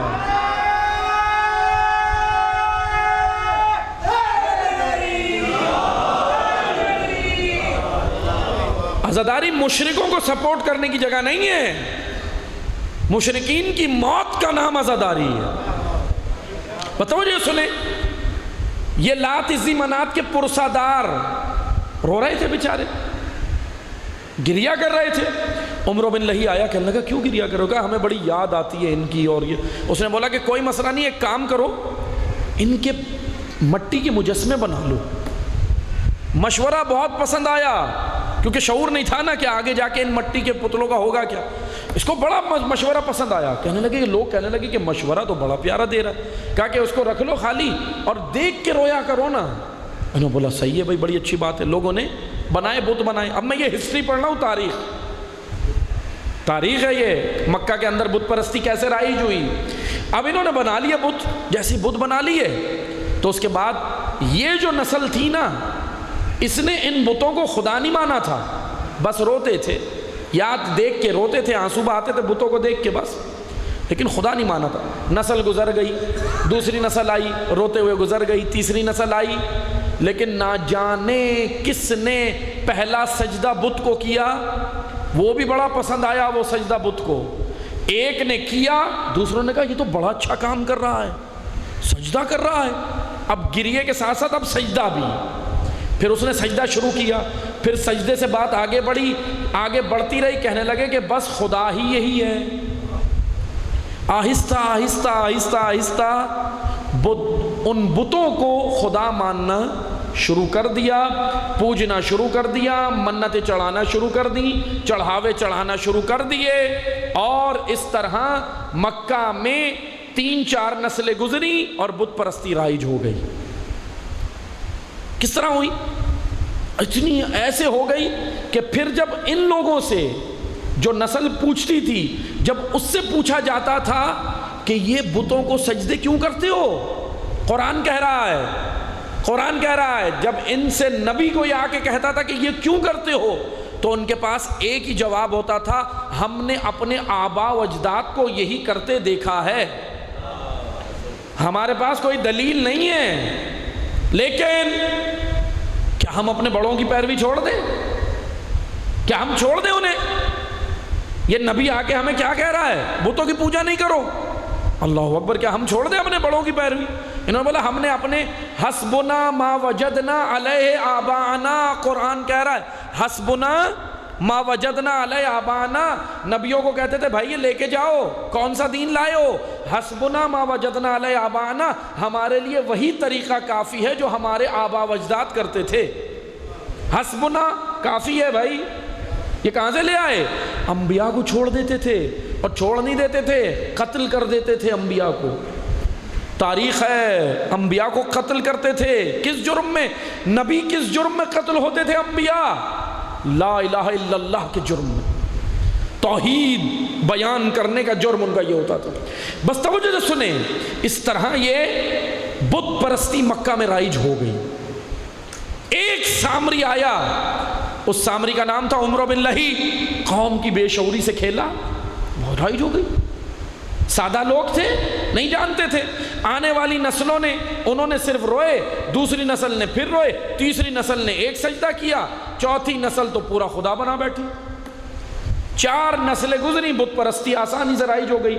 اتنی راسخ ہو گئی بت پرستی، اتنی راسخ ہو گئی کہ مکہ میں 13 سال حضور تبلیغ کرتے رہے، نہیں سنی، حضور کو پتھر مارتے تھے، لہو لہان ہو جاتے تھے پیغمبر اکرم، لیکن مکہ بت پرستی چھوڑنے کے لیے تیار نہیں تھا۔ اتنے سخت تھے مکہ والے، اتنا رائج ہو گیا ان کے اندر یہ معاملہ۔ بس توجہ سے سنیں عزیزان محترم، میں آپ کو یہی بیان کرنے جا رہا ہوں، یہ بت پرستی ان کا کلچر تھی، ان کی ثقافت تھی، اور نبی جو لائے تھے وہ دین تھا۔ کلچر اتنا رائج ہو گیا مکہ میں کہ دین ہی چھوڑ دیا، دین ہی چھوڑ دیا۔ ہو گئے پیغمبر اکرم چلے گئے، آ گیا امیر المومنین کا دور، 25 سال گزر گیا، امیر المومنین کا دور آ گیا۔ مکہ ٹس سے مس نہیں ہو رہا، مکہ بہت سخت زمین تھے، زمین بھی سخت، لوگوں کے دل بھی سخت۔ آپ دیکھیں پھر کیا ہوا، مکہ نہیں جھکا نہیں مکہ۔ آپ مجھے بتائیں 13 سال پیغمبر اکرم نے مکہ میں تبلیغ کی، مکہ والے آسانی سے ہوئے مسلمان؟ نہیں ہوئے۔ مدینہ والے رسول اللہ کے جانے سے کئی مسلمان ہوئے، متاثر ہوئے۔ یمن کے اندر رسول اللہ نے اپنا نمائندہ بھیجا، ایک خط صرف رسول نے بھیجا ہے، یمنی مسلمان ہو گئے، دل آمادہ تھا۔ حبشہ کی زمین جو آج افریقہ ہے، نجاشی بادشاہ کو پیغمبر اکرم نے خط بھیجا، جعفر طیار کو نمائندہ بنا کے بھیجا، حبشہ بھی سرنڈر ہو گیا۔ مکہ نہیں ہو رہا، پھر کیا ہوا؟ پھر رسول اللہ مدینہ چلے گئے، 10 سال مدینہ میں۔ اب قرآن کہتا ہے، رسول کو حکم آیا تلواریں لو، چڑھائی کرو، مکہ نہیں جھکے گا۔ اب توجہ سے سنیے گا، اسلام میں اخلاق بھی ہے، جہاد بھی ہے۔ پتہ نہیں کون کہاں سے آیا جس نے، کسی نے اتنا اخلاق پڑھایا، جہاد کو نکال دیا، بزدل بنا دیا اخلاق کے نام پہ قوم کو۔ بھئی اخلاق اور چیز ہے، موریلٹی اور چیز ہے، موریلٹی بہت ضروری ہے اخلاق، لیکن شجاعت کے بغیر اخلاق کسی کام کا نہیں ہوتا۔ شجاعت، اخلاق کے نام پہ شجاعت مت نکالیں، اندر سے شجاعت نکال لی۔ اس شیر کو ممولا بنا دیا، شاہین کو ممولا بنا دیا۔ اقبال کہہ رہے تھے 13 اگست ہے، کل 14 اگست منانی ہے، تو سن لو پاکستانیوں، کیا کہہ رہے تھے اقبال؟ شکایت ہے مجھے یا رب خداوندان مکتب سے، شکایت ہے مجھے یا رب خداوندان مکتب سے، سبق شاہی کے بچوں کو دے رہے ہیں خاک بازی کا۔ ان کو شاہین بناؤ، شاہین، ان کے اندر خودداری، ان کے اندر عفت، ان کے اندر غیرات، ان کے اندر ہمیت، ان کے اندر حماسہ پیدا کرو، انہیں ممولا مت بناؤ۔ شاہین کی خصوصیت کیا ہے؟ شاہین وہ پرندہ ہے جو کسی کا شکار کھاتا نہیں ہے، اسٹرگل کر کے اتنا خوددار ہے کہ محنت کر کے خود شکار کرتا ہے، خود کھاتا ہے اور چھوڑ دیتا ہے بچا ہوا، اور وہ اور ہیں پرندے جو شاہین کا بچا ہوا کھائیں، وہ ممولے ہیں۔ نعرہ تکبیر، نعرہ رسالت، نعرہ رسالت، یا رسول اللہ، نعرہ حیدری، حیدری۔ یا اللہ۔ اس لیے شاہین کے بچوں کو ممولا مت بنائیں۔ شاہین ایک جگہ پہ اور اقبال نے کہا بڑا خوبصورت، ابھی کیا ایسا نہ ہو پوری مجلس علامہ اقبال کے، کیونکہ انہوں نے تو اتنا کہا ہے، بس 2 جملے اور سن لیں کیونکہ ذرا 14 اگست کل منانی ہے تو تھوڑا سا میسج ہے، توجہ سنیں۔ منانے سے مراد یہ کہ اب یہ نہ سمجھیے گا 14 اگست کیونکہ ہم کہتے ہیں ڈھول ڈماکے الٹی سیدھی حرکتوں کو اس کو کہتے ہیں نا، آزادی کا معنی ہے کہ آپ شکر خدا بجا لائیں، نماز پڑھیں، نوافل پڑھیں، خدا کا شکر ادا کریں، آپ کو مملکت ملی، پاکیزہ سرزمین ملی۔ ہاں بس کمی یہ ہے کہ اس پہ ابھی تک قرآن کا نظام نافذ نہیں ہوا، جو آرزو تھی اقبال کی۔ اقبال سے پوچھا بھی گیا کہ اقبال آپ کیا چاہتے ہیں، پاکستان میں کون سا نظام؟ مصور پاکستان سے پوچھا کون سا نظام، یورپ والا، انٹارکٹیکا والا، آسٹریلیا والا، ساؤتھ افریقہ والا، اور کہاں والا؟ تو اقبال نے کہا کہ خیرہ نہ کر سکا مجھے جلوہ دانش فرہنگ۔ خیرہ حیران کرنے کو کہتے ہیں۔ اقبال نے کہا یہ فرنگیوں کی بات کر رہے ہو، انگریزوں کی، فرنگیوں کی۔ اقبال نے کہا تم زیادہ اہم پاکستانیوں زیادہ فرنگیوں کے پیچھے مت بھاگو، میں تو وہاں رہ کر آیا ہوں، دیکھ کر آیا ہوں، ان کے نظام اور سسٹم کی حقیقت جانتا ہوں۔ اقبال کہہ رہے ہیں، کہنے لگے خیرہ حیران نہ کر سکا مجھے جلوہ دانش فرہنگ، فرنگیوں کا نظام مجھے متاثر نہیں کر سکا۔ اقبال نے کہا خیرہ نہ کر سکا مجھے جلوہ دانش فرہنگ۔ پوچھا پھر کیا چاہتے ہو اقبال؟ کہا خیرہ نہ کر سکا مجھے جلوہ دانش فرہنگ، سرما ہے میری آنکھ کا خاک مدینہ و نجف۔ مجھے نجف والے کا نظام چاہیے، مدینے والے کا نظام چاہیے۔ تم سمجھتے ہو کہ اقبال کہہ رہے تھے یورپ کے ساتھ چلو؟ اقبال کیا کہہ رہے تھے؟ رشیا کے ساتھ چلو۔ اقبال کیا کہہ رہے تھے؟ امریکہ کے ساتھ چلو۔ اقبال کیا کہہ رہے تھے؟ کمیونزم کے ساتھ چلو، کیپٹلزم کے ساتھ چلو، سوشلزم کے ساتھ چلو، زیونزم کے ساتھ چلو۔ اقبال ایک ہی نعرہ لگا رہے تھے، قرآن و اہل بیت کے ساتھ چلو، کیونکہ اقبال نے درس حریت لیا ہے امام حریت سے، اور اس امام کا نام حسین ابن علی۔ اسی لیے توجہ سے سنیں، اخلاق دین کا حصہ ہے، اور اسی طرح جہاد بھی دین کا حصہ ہے۔ دونوں جز ہیں، جب تک یہ دونوں وجود مومن میں نہ آئیں مومن نہیں بنتا۔ نہ جہاد کے نام پہ دہشت گردی جائز ہے، اور نہ اخلاق کے نام پہ بزدلی جائز ہے۔ دونوں جز دین ہیں۔ اسلام معتدل دین ہے، دین معتدل ہے۔ اسی لیے توجہ سے سنیں، مدینہ سرنڈر ہوا اخلاق رسول سے، مدینہ جھک گیا۔ یمن اخلاق رسول سے، مدائن اخلاق رسول سے، حبشہ اخلاق رسول سے، لیکن مکہ تلوار علی سے جھکا ہے۔ تاریخ کہہ رہی ہے علی کی تلوار چلی ہے تو مکہ سرنڈر ہوا ہے، ورنہ مکہ جھکنے والا نہیں تھا۔ مکہ میں پلاننگیں ہوتی رہتی تھی، اب یہ حملہ کریں گے، اب رسول کے قتل کی پلاننگیں مکہ میں بیٹھ کے ہوتی تھی، کفار کرتے تھے۔ اتنا سخت ہے مکہ، لیکن بت پرستی نہیں چھوڑ لیتے۔ ابھی میں نے بیان کیا بت پرستی کیسے رائج ہوئی۔ آبا کی رسم نہیں چھوڑ رہے تھے، نبی کا دین چھوڑ رہے تھے۔ اور پھر کیا ہوا؟ 60 ہجری آ گئی، 4 مہینے 4 دن امام حسین مکہ میں رہے، ان کو سمجھاتے رہے کہ آؤ میں اس لیے جا رہا ہوں، میرا مقصد یہ ہے۔ کتنے آدمی ساتھ آئے مکہ سے؟ 2، صرف 2 المیہ ہے تاریخ کا عزاداروں، 2 آدمی۔ اللہ اکبر! کتنی بڑی آبادی تھی مکہ، ہزاروں کی آبادی تھی، صدر اسلام، مرکزی جگہ، 2 آدمی ساتھ آئے امام حسین کے۔ ہوا کیا تھا؟ وہی جو اقبال کہہ رہے تھے کہ شاہین کے جگر میں کبوتر کا تن نازک مت ڈالو۔ شاہین کا جگر جو ہوتا ہے نا، یہ اس کے اندر کبوتر کا تن نازک مت ڈالو۔ کبوتر ذرا بزدل جانور ہوتا ہے، کبوتر کے اندر صفت دیکھیے آپ نے، بزدل ہے۔ جب بھی حملہ کرتی ہے نا بلی، تو کیا کرتا ہے؟ کچھ بھی مقابلہ نہیں کرتا، نہ دفاع کرتا ہے، نہ بھاگنے کی کوشش کرتا ہے۔ چلو دفاع نہیں کر رہا، بھاگ جائے، بھاگتا بھی نہیں ہے، آنکھیں بند کر کے حقائق سے نظریں چڑھاتا ہے، آنکھیں بند کر لیتا ہے، اپنے ذہن میں تصور کرتا ہے محفوظ ہوں۔ یہ حقائق سے نظریں چرانا ہے، حقائق سے نظریں چرانا ہے۔ اس لیے کبوتر کا تن نازک جوانوں میں نہیں ہونا چاہیے۔ یہ شاہین ہے، اور وہی شاہین جس کو قرآن نے مومن کہا ہے۔ بس عزیزان محترم، یہ تن نازک والے بصرہ میں بیٹھے تھے، مکہ میں بیٹھے تھے۔ ایک تن نازک اور ہے، آئیں میں اس تن نازک کو، بات آ گئی ہے تو بیان کرتا چلوں، پھر مصائب پہ ہی آ رہا ہوں۔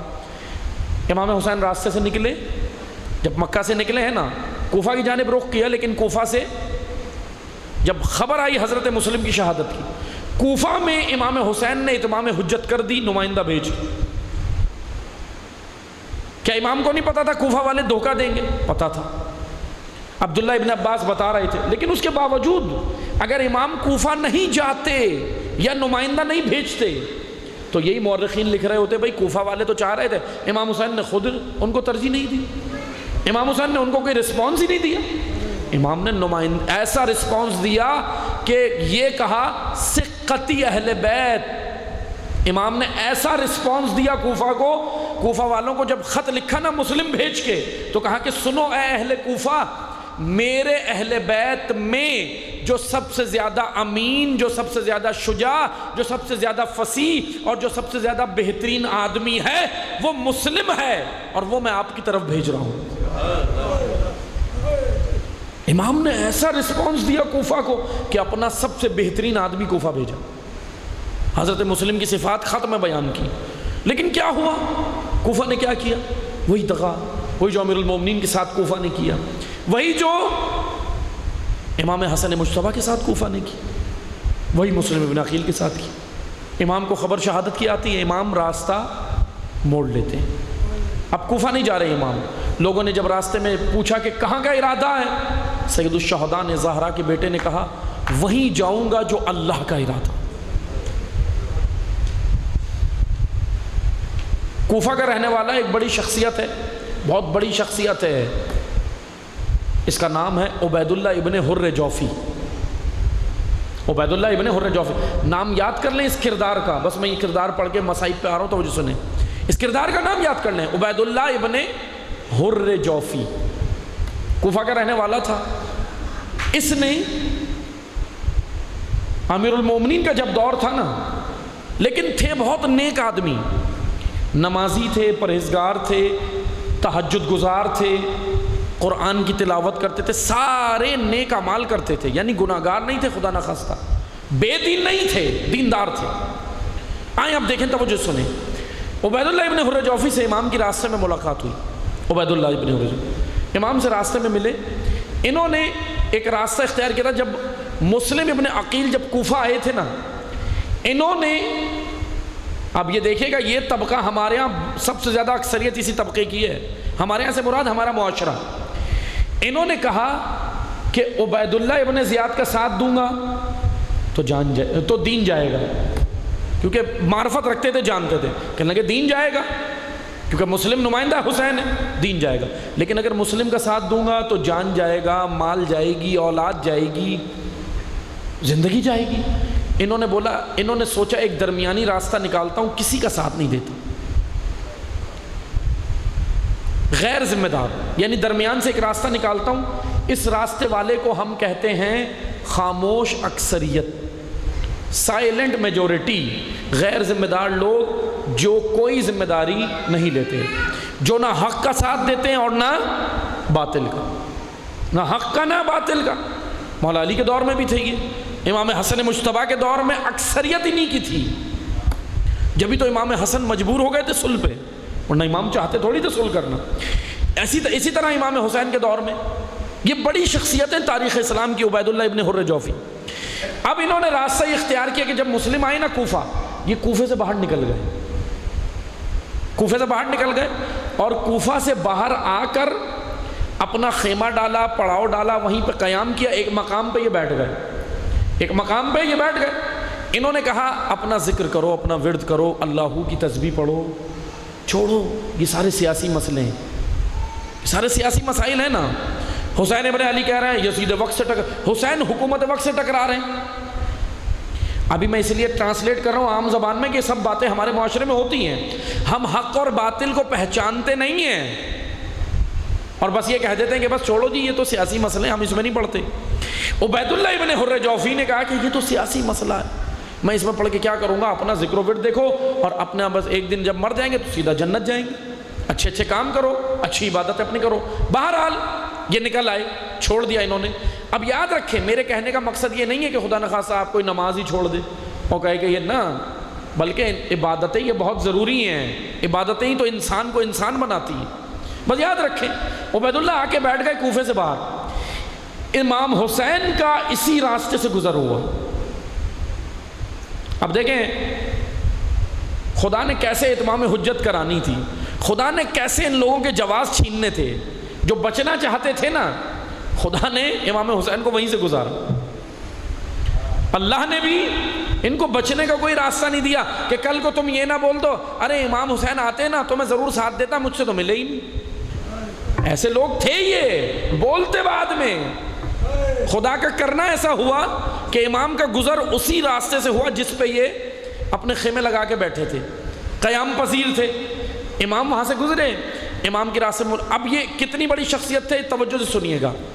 جس سے بھی امام نے ملاقات کی نا راستے میں، وہ امام اس کو بلواتے تھے خادم کو بھیج کے، وہ آتا تھا ملنے خیمے میں امام سے۔ لیکن یہ اتنی بزرگ شخصیت تھی، امام نے ان کو بلایا نہیں، خود چل کے ان کے خیمے میں گئے۔ امام حسین خود چل کے گئے، ان کے خیمے میں گئے۔ اب یہ تو دیکھ کے ہکا بکا ہو گئے، پریشان ہو گئے کہ میں جس راستے سے بچ رہا تھا حسین وہیں آ گئے۔ امام حسین سے تو بچ رہے تھے، حضرت مسلم سے تو بچ رہے تھے، یعنی یہ اس لیے بچ رہے تھے کہ حسین سے ملاقات نہ ہو، تاکہ نہ میں حق کا ساتھ دوں نہ باطل کا، اور میں درمیان میں رہوں گا بس۔ اور اکثریت انہی لوگوں کی تھی، مکہ میں، مدینہ میں، کوفہ میں، بصرہ میں اکثریت تھی ان لوگوں کی جو یہ کہتے تھے کہ خاموش، سائلنٹ۔ اور جب بی بی بازار کوفہ میں خطبہ دے رہی تھی تو سب سے زیادہ لان تان اسی طبقے کو کی تھی، علی کی بیٹی، اسی طبقے کو۔ آج بھی زینب کبریٰ کے وہ جملے ہمارے کان میں گونجنے چاہیے۔ بی بی نے کہا تھا یا اہل الکوفہ یا اشبہ الرجال یا اہل الغدر والمکر والخزل والقتل، اے اہل کوفہ، اے غداروں، اے مکاروں، اے تابوت پہ لپٹی چاندی، اے گندگی پہ اگنے والے سبزہ۔ ان کو ان ناموں سے خطاب کیا تھا علی کی بیٹی نے، ان ناموں سے خطاب کیا تھا، کیونکہ غیر ذمہ دار علی کی بیٹی کو پسند ہی نہیں، آج بھی نہیں ہے، جو حق و باطل کے معارکے میں نظر ہی نہ آئے، نہ باطل کا ساتھ نہ حق کا۔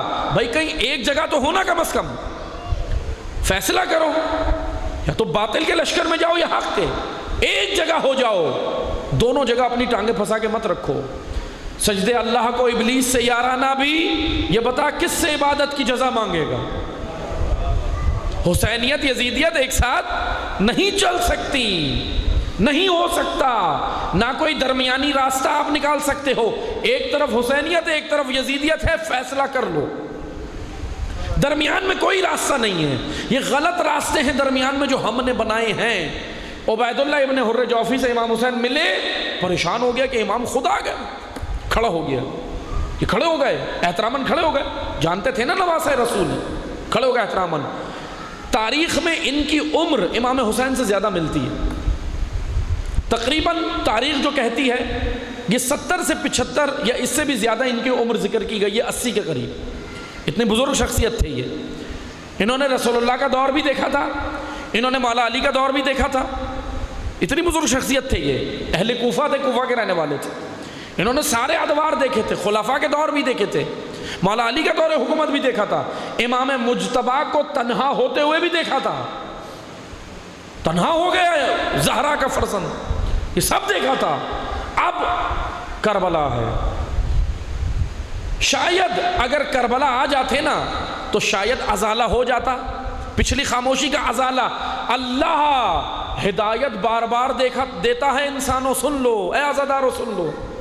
علی جیسا امام انہوں نے دیکھا، ہادی ملا، سب سے پہلے رسول اللہ جیسا ہادی ملا، اس کے بعد علی جیسا ہادی ملا، حق و باطل کے مارکے میں کسی کا ساتھ نہیں دیا، خاموش، نہ جمل میں نظر آئے، نہ صفین میں، نہ نہروان میں۔ امام مجتبیٰ جیسا ہادی دیا، پھر خدا نے اتمام حجت کی اس شخصیت پہ کہ چلو مولا علی کے ساتھ نہیں دے سکے، توبہ کر لو، اور توبہ یہ نہیں ہوتی کہ بعد میں خود اپنا لشکر لے کے نکلو، توبہ یہ ہوتی ہے کہ اس وقت جو امام وقت ہو اس کی رکاب میں آ جاؤ، اس کی اطاعت شروع کر دو۔ پھر امام دیا خدا نے ان کو، امام حسن جیسا امام دیا، نہیں آئے۔ پھر ایک اور موقع ملا، امام حسین جیسا امام دیا، پھر نہیں آئے۔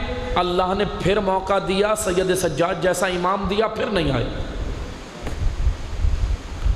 غالباً تاریخ کہتی ہے کہ امام سجاد کے دور میں انتقال کر گئے، اپنی طبیعی موت، بزرگ تو ہو گئے تھے، اپنی طبیعی موت مر گئے، انتقال کر گئے، لیکن امام سجاد کا بھی ساتھ نہیں دیا،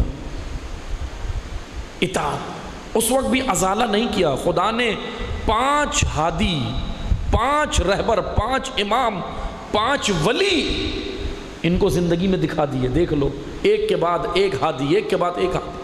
یہ ہدایت ہوتی ہے، اپنے دل کے دروازے کھولو، خدا ہدایت دے رہا ہے، سنو عزادارو، غور سے سنو، ہدایت آ رہی ہے، کسی بھی ہادی کی صورت میں آ سکتی ہے، کسی کے جملوں کی صورت میں آ سکتی ہے، کسی اچھے دوست کی صورت میں ہدایت آ سکتی ہے، اچھی زوجہ کی صورت میں ہدایت مل سکتی ہے، اچھی اولاد کی صورت میں ہدایت مل سکتی ہے، یعنی خدا کسی بھی صورت میں ہدایت دے دیتا، لیکن اپنے دروازے تو کھولو دل کے۔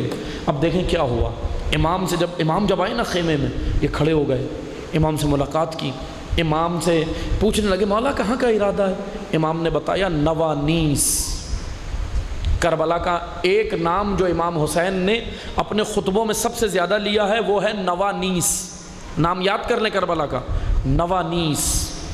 امام نے کہا نوانیس جا رہا ہوں، صحرا کے بھیڑیے میرا بدن نوچیں گے۔ سیدہ کے فرزند نے ان کو پیشنگوئی کی، بتا دیا یہ معاملات ہونے والے ہیں۔ امام نے اب ان کو دعوت دی، کیا آپ میرے ساتھ اس لشکر میں شامل ہوں گے، کاروان حسینی میں آئیں گے؟ اب ان کے جملے سننا، اپنا دل تھام کے سننا، بڑا عجیب لگتا ہے مجھے، یہ جملے پڑھتے ہوئے مجھے بڑا عجیب لگتا ہے۔ پہلے عشرے میں بھی ہم نے پڑھے، کئی جگہ ان کے یہ جملے میں پڑھ چکا، لیکن بڑا عجیب دل ہوتا ہے پڑھتے کہ سامنے امام کھڑا ہو، اور جب میں یہ جملے پڑھتا ہوں نا، عبید اللہ کو امام کے سامنے نہیں دیکھتا، اپنے آپ کو تصور کرتا ہوں کہ خدا نخواستہ اے خدایا میں امام کو یہ جملے نہ کہہ رہا ہوں کھڑا ہو کے، کوئی ایسا وقت نہ آ جائے کہ میں اپنے ہادی کو یہ جملے کہہ دوں، ایسے وقت سے خدایا ہمیں بچانا۔ انہوں نے جانتے کیا جملہ کہا؟ امام وقت کھڑا ہے، رہبر دین سامنے کھڑا ہے، ہادی امت سامنے کھڑا ہے، امام دعوت دے رہا ہے، آؤ فلاح پا جاؤ، حیا علی الفلاح، حیا علی الفلاح، فلاح کا راستہ حسین کے پاس ہے، فلاح کا راستہ حسین کے پاس ہے۔ انہوں نے جواب جانتے ہو کیا دیا؟ انہوں نے کہا مولا مجھے موت سے ڈر لگتا ہے۔ جملے ہیں تاریخ میں، میں کتاب نہیں لایا ورنہ آپ کو ایک ایک جملہ پڑھ کے بتا دیتا ان کا عربی میں جو جملے انہوں نے کہے۔ مولا مجھے موت سے ڈر لگتا ہے۔ امام حسین نے آگے کوئی بات نہیں کی ان سے، امام سمجھ گئے امام، انہوں نے نہیں آنا، امام نے رخ موڑا، جانے لگے، انہوں نے آواز دی پیچھے سے مولا، امام پلٹے، کہا کہ میں نہیں آ سکتا، میرا گھوڑا اور میری تلوار اپنے ساتھ لے جائیں، میری طرف سے یہ تبرکن اس راہ میں، میرا مال اس راہ میں قبول کریں۔ پھر اپنے گھوڑے کے فضائل بھی پڑھے انہوں نے کہنے لگے کہ سنیں یہ گھوڑا وہ ہے، یہ ساری گفتگو ہے، کہنے لگے یہ گھوڑا بہت بہترین ہے عرب کا، اتنا تیز دوڑتا ہے کہ اس پر جب میں نے بیٹھ کر دشمن کا پیچھا کیا دشمن مجھ سے نہیں بچا، اور جب دشمن نے میرا پیچھا کیا تو وہ مجھے پکڑ نہیں سکا۔ کہا کہ میں تو نہیں آ سکتا، میرا مال لے جائیں۔ امام کا جملہ، اب آخری جملہ امام حسین نے کہا اور والسلام کہہ کے چل دیے امام۔ کیا جملہ تھا؟ توجہ سنیے۔ انہوں نے کہا میرا گھوڑا لے جائیں، میری تلوار لے جائیں، مجھے موت سے ڈر لگتا ہے، معذرت۔ امام نے کہا کہ ہم گمراہوں کا مال بھی قبول نہیں کرتے، اللہ کی راہ میں حسین کو گمراہوں کا مال نہیں چاہیے۔ امام نے بڑا خوبصورت پیغام دیا، عزادارو دین اسلام کو سمجھو، اسلام کو کبھی میرے مال کی ضرورت ہے، لیکن بعض میادین میں، بعض میدانوں میں اسلام کو، اللہ کی راہ کو میرا مال نہیں چاہیے ہوتا، کبھی میرا وجود چاہیے ہوتا ہے، کہیں پر میری اولاد چاہیے ہوتی ہے، کہیں پر میرا علم چاہیے ہوتا ہے، کہیں پر میری صلاحیتیں چاہیے ہوتی ہیں، کہیں پر میرا وجود چاہیے ہوتا ہے، کہیں پر میرا وقت چاہیے ہوتا ہے۔ جہاں دین کو میرا وقت چاہیے وہاں میں کہوں کہ میرا مال لے لو۔ حسین کا جواب آتا ہے مجھے گمراہ کا مال نہیں چاہیے۔ مثال کے طور پہ کسی جلوس اعضاء میں ہمارے وجود کی ضرورت ہے، مثال دے رہا ہوں میں، لیکن اس مثال کو غلط مت لئیے گا، میں مثال کے ذریعے سمجھا رہا ہوں تاکہ آج یہ جملہ ہمیں سمجھ آئے۔ جلوس اعضاء نکل رہا ہے، دشمن پلاننگ کر رہا ہے، عزاداری کے خلاف پروپیگنڈے ہو رہے ہیں، عزاداری کو محدود کرنے کی پلاننگ، عزاداری کو روکنے کی پلاننگ، دشمن چاہتا ہے کہ عزا کے لیے نہ آئیں، نہ نکلیں، وہاں پر واجب ہو جاتا ہے کہ میں اپنا وجودی طور پہ حاضر ہو جاؤں۔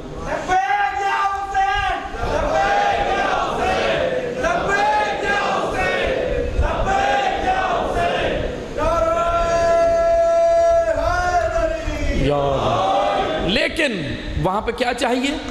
ادھر کیا چاہیے؟ میرا وجود۔ لیکن اگر میں کہوں کہ آپ سبیل لگا رہے ہو اس جلوس میں، آپ یہ کر رہے ہو، میری طرف سے 10,000 لے جاؤ، میں نہیں آ سکتا، قبول ہے؟ ٹھیک ہے، وہ نیکی آپ کی اپنی جگہ، اجر اپنی جگہ، خدا آپ کو اس کا اجر دے گا، میں غلط نہیں کہہ رہا اس کو، خدا آپ کو اجر دے گا، لیکن عزاداروں وقت کے تقاضوں کو سمجھو، وقت کے تقاضوں کو، کیفیت کو، حالات کو۔ کبھی دین کو مال سے زیادہ میری ضرورت ہوتی ہے، کبھی دین کو میرے مال سے زیادہ میری اولاد کی ضرورت ہوتی ہے، لیکن میں اولاد بچا لیتا ہوں تو پھر کیا ہوتا ہے؟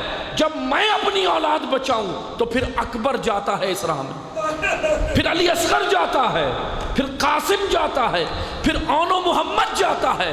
کیوں اون و محمد پہ آنچ آئی؟ کیونکہ کوفہ والوں نے اپنے 11-12 سال کے پسر بچا لی۔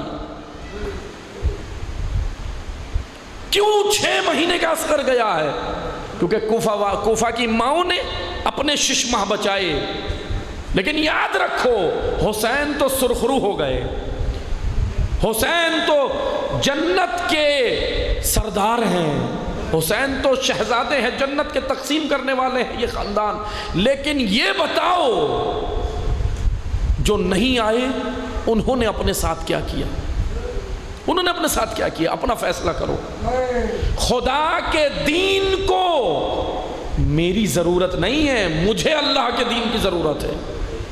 میں اگر اس راہ میں نکل کر دین پائمال ہو رہا ہو، میں اگر نکل کر اس راہ میں اپنا وجود نہیں دوں، اپنا مال نہیں دوں، اپنی اولاد نہیں دوں، تو کیا ہوگا؟ خدا قرآن میں کہہ رہا ہے کہ ہم اس قوم کی جگہ ایک ایسی قوم لائیں گے جو اللہ اور اس کے رسول سے محبت کرتی ہوگی اور اللہ اور رسول اس سے محبت کرتے ہوں گے۔ دین تو بچ جائے گا، اللہ کا وعدہ ہے، دین بچانے والے تو آ جائیں گے، لیکن سوال یہ بنتا ہے میرا کیا ہوگا جب میں حاضر نہیں ہوں گا؟ اسی لیے امام سجاد فرماتے ہیں، بڑا خوبصورت جملہ ہے، امام سجاد کے 2 جملے لے لیں مناجات کے۔ امام سجاد کہتے ہیں کہ پروردگارا راہ خدا پر امام سجاد کا خوبصورت ترین جملہ، امام سجاد کہتا ہے پروردگارا راہ خدا پر تو نے جو کام مجھ سے لینا ہے خدایا مجھ ہی سے لینا، میری جگہ کسی اور کو نہ لانا. یعنی تبادلہ نہیں کر دینا میرا خدایا، ٹرانسفر نہ ہو جائے میرا، اللہ کی راہ سے میں ہٹ نہ جاؤں. مجھ سے لینا، جو کام تو نے مجھ سے چاہتا ہے نا مجھ ہی سے لینا. اور آئیں شہدائے کربلا نے بتا دیا، اپنا کام کر دیا، بتا دیا. اس راہ میں کوفہ والوں نے تو سب کچھ بچا لیا، لیکن کتنے عرصے کے لیے؟ کیا مرے نہیں؟ موت نہیں آئی؟ جو نہیں حسین نے جن کو بلایا بھی اور وہ نہیں بھی آئے، کیا ان کو موت نہیں آئی؟ موت تو آنی ہے، موت تو ہر کسی کو آنی ہے. لیکن عزاداروں اپنی راہ کا انتخاب کرو، مرنا کس راہ پہ ہے. بس اس راہ میں کون آیا ہے اپنا وجود لے کر؟ سید سجاد آئے ہیں. اور اس راہ میں سن سکو گے سب سے بڑی مطیع حسین کا نام زینب ہے. اجرکم اللہ. بس 2 جملے سننا مسائی. کتنی عظیم ہے یہ ماں، کتنی عظیم ہے یہ کربلا کی ماں، کتنی عظیم ہے علی کی بیٹی. اگر زینب نہ ہوتی کربلا نہیں ہوتی، کربلا فوت ہو جاتی، مقصد ہی فوت ہو جاتا. زینب نے انسانیت کو بچایا ہے، کرامت انسانیت اور شرف انسانیت کو بچا لیا علی کی بیٹی نے. آئیں آ کر دیکھیں. لیکن کیسے بچایا؟ ردا دے کے بچایا. اجرکم اللہ. عزادارو آپ نے سن لیا یہ جملہ، ردا دے کے بچایا ہے. آپ نے سن لیا، سید سجاد نے دیکھا ہے یہ منظر. میں اور آپ تو سن رہے ہیں نا، سید الساجدین نے یہ منظر دیکھا ہے. کیسے بچایا اللہ کے دین کو؟ ردا دے کر. ہاتھ پسے پشت بند گئے، یہ سفر کیا. لیکن سن سکو کہ کتنی عظیم ہے یہ ماں. جب امام حسین میدان کربلا میں جب اون و محمد کے لاشیں لائی نا، بس 2 جملے سننا. جب امام نے لا کر گنج شہداء میں رکھے، ایک طرف اون کو لٹایا، ایک طرف محمد کو لٹایا، اور کہا کہ آؤ بہن بچوں کا دیدار کر لو. کیا عظیم حوصلہ تھا اس ماں کا، کیا جگر ہے علی کی بیٹی کا. ہمارا سلام ہو علی کی بیٹی پر. 2 جملے سننا. بی بی آئیں، آنے کے بعد درمیان میں بیٹھ گئیں، ایک طرف اون تھے ایک طرف محمد تھے. سن سکو گے؟ بچوں پہ روئی نہیں. امام نے کہا بہن رو لو، ابھی میں زندہ ہوں. اے زینب ابھی حسین زندہ ہے، ابھی تمہیں ان پر رونے کے لیے روکنے والا ابھی کوئی نہیں ہے، میں زندہ ہوں. آپ رو لو، جتنا رو سکتی ہو رو لو. جانتے ہو کیا کہا؟ زینب نے کہا بھیا یہ میں نے اللہ کے دین پہ قربان کر دی، میں بچوں کو نہیں روؤں گی. اور نہیں روئی، بچوں کو نہیں روئی. سن سکو گے؟ میدان کربلا میں علی اکبر کو روئی، قاسم کے ٹکڑوں پر گریہ کیا، علی اصغر کے ننھے گلے پر روئی، حسین کی شہادت پر روئی. لیکن اتنی عظیم ماں ہے، اون و محمد کو نہیں روئی. آ جاؤ، آ گئے. آگے آؤ عزادارو، سنو. بازار آ گیا، نو کے نیزہ پہ سر چل رہے ہیں. حسین کے سر کو دیکھ کر روتی، عباس کے سر کو دیکھ کر روتی، علی اکبر کے سر کو دیکھ کر روتی، قاسم کے سر کو دیکھ کر علی کی بیٹی روتی. اون و محمد کو پھر بھی نہیں روئی، بازار میں بھی نہیں روئی. آ گیا شام کا زندان. سننا، کلیجہ تھام کے سننا. سر شہداء آنا شروع ہوئے، تبرکات آنا شروع ہوئے. علی اکبر کا سر آیا، تمام شہداء کے سر آئے. سب پر رونے لگی. بھائی کو رونے لگی، عباس پہ روئی، علی اکبر پہ روئی، قاسم پہ روئی. 2 چھوٹے چھوٹے سر رکھے تھے. شام کی عورتوں نے کہا کیا ان بچوں کی ماں مر گئی ہے؟ کیا ان پر رونے والا کوئی نہیں؟ اجرکم اللہ. 2 جملے سننا کلیجہ تھام کے. کہا کہ کیا ان پر رونے والا کوئی نہیں؟ زینب نے رو کر کہا بیویوں میں ہوں ان کی ماں، میں ہوں ان کی ماں، اپنے بھائی پہ رو رہی ہوں. نہیں روئی. شام کے زندان میں بھی بچوں کو نہیں روئی۔ عزادارو سن سکو گے؟ رہا ہو گئی، آخری جملے سننا، رہا ہو گئی، مدینہ آ گئی۔ راوی کہتا ہے بی بی قبر رسول پہ گئی، سنو کیا گریہ کیا، قبر رسول سے لپٹ کے کہتی ہے نانا علی اکبر کا پرسا، نانا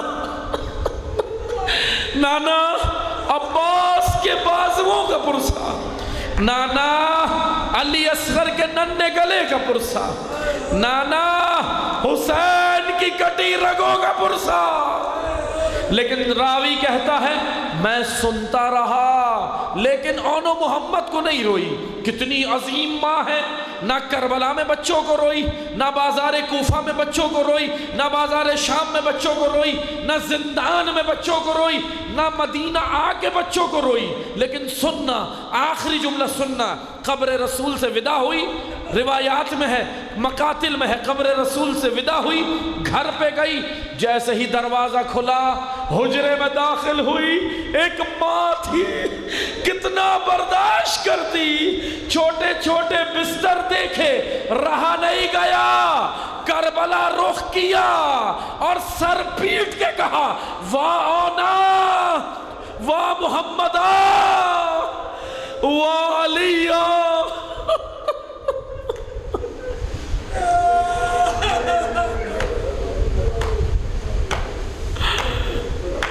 اللہ رحمت اللہ علی القوم وسائل